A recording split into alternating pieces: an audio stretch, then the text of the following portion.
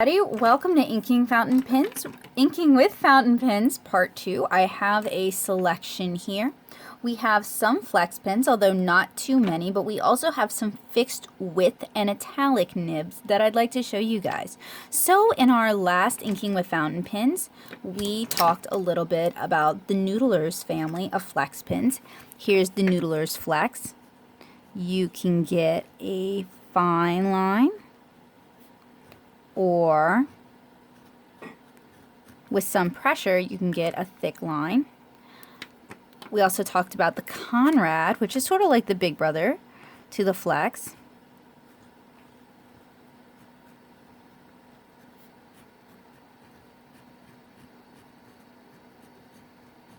And you can get a slightly thicker line out of the Conrad than you can out of the Flex, and they're approximately the same price. There's like $1 or $2 difference depending on where you order them. We've also got a selection here of fairly inexpensive pens. We have a Jinhao that I've modified, and something to note about this modified pen is that it is a stubborn writer, but it is a pretty good inker. So I'm going to go ahead and get it primed, and I'll come right back. Priming a pen like this usually just means running it under cold, clean water until the ink starts to flow. And I have this filled with, sorry about that, it is being stubborn and may actually need a refill. Okay, I have this filled with platinum carbon black. It is a pigment-based ink. It is waterproof. Oh, it's really, I don't use this pen as often as I should, so it's stubborn. So we'll just do some quick trouble checking. As you can see, there's still some ink. We're going to prime the feed. I'm trying to do this on camera and not spill by just pushing some of the ink up into the feed. It may just need a thorough cleaning though. It's been, like I said, it's been a while since I've used it.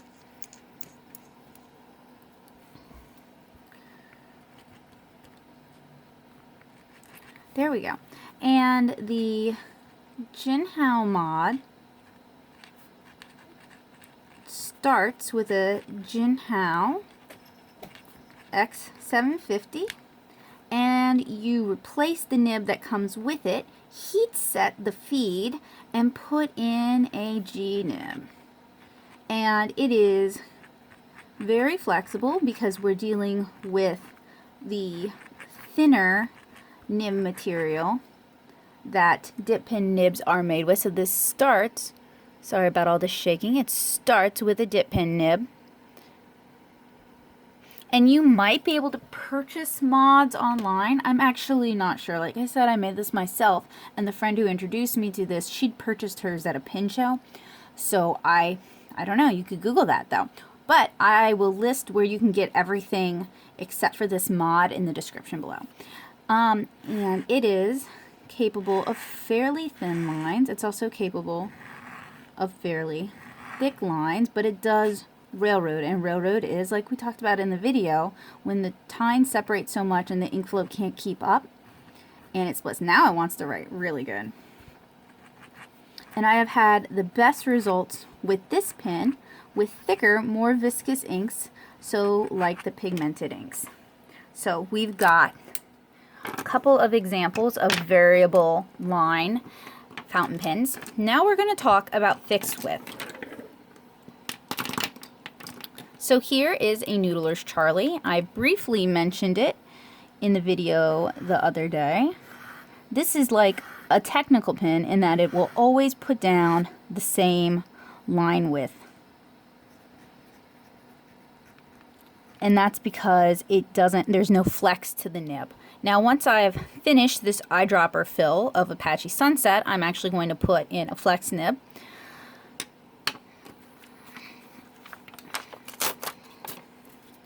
And then we have inexpensive pens like the Pilot Preppy.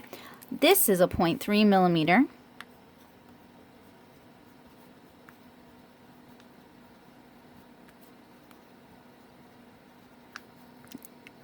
And you really have to bear down on it to the point where you might ruin it to get some line variation. This is a 0.5 millimeter.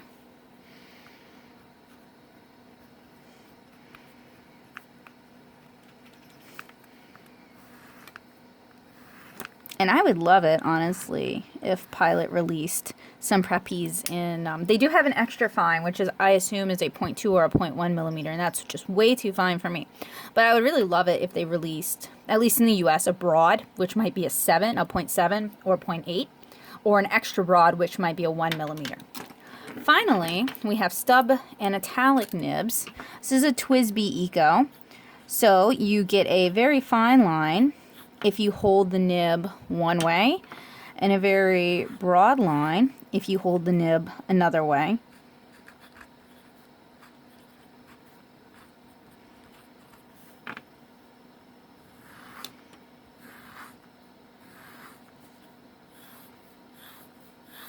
And you can get different line strokes depending on how you hold your pen. And then we have a Pilot Bluemix.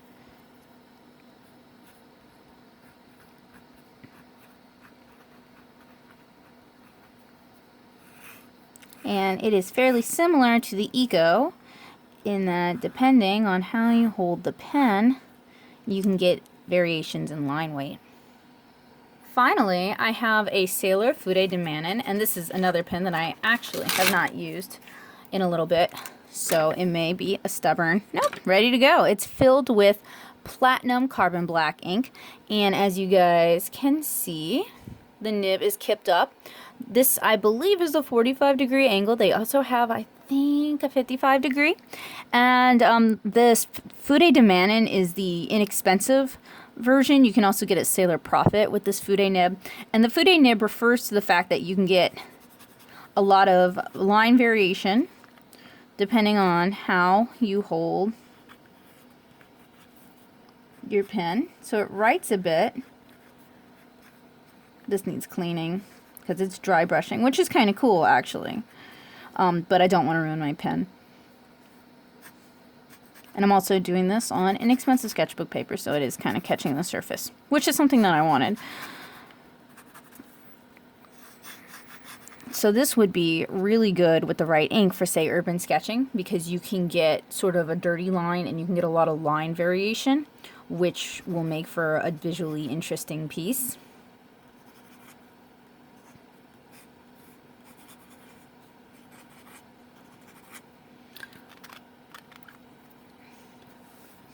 So anyway, I hope I've introduced you guys to some interesting fountain pens for your inky endeavors. I've actually used all of these pens to ink various pieces, and I would show you, but I've also used those pieces as ink wash tests, so the line isn't quite as distinct as it would be if I had only inked it.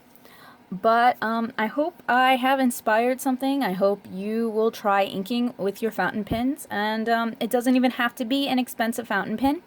All of these are under $30, not together, but the most expensive would be on the table right now is the Eco, which is $30, and it's a great writer, but it might not really be what you're looking for. The de Manon, the Wizbe de Manon, is like $11 to $14 on Amazon, around $8. These are like $4, if that. $20, $7 plus the time you spend converting it. Free if you buy, or it used to be free. I don't know if they're even offering it anymore, but it was free if you bought a significant quantity of Noodlers ink. So to ink with, to doodle with, to sketch with, you really don't need expensive fountain pens. So I hope I have put a little bug in your ear, and I hope you will get inky. Thank you guys so much for watching. If you enjoyed this video, make sure you check out my fountain pens playlist. My interest in fountain pens is not from someone who writes and not from someone who is a calligrapher, but an artist, so somebody who enjoys doing line work. I'm a comic artist by trade, so that's what my interest is. And if you think that's interesting, you will enjoy my fountain pens playlist. If you enjoy art, please check out or consider subscribing to the rest of the channel. I'll see you guys again really soon. Bye!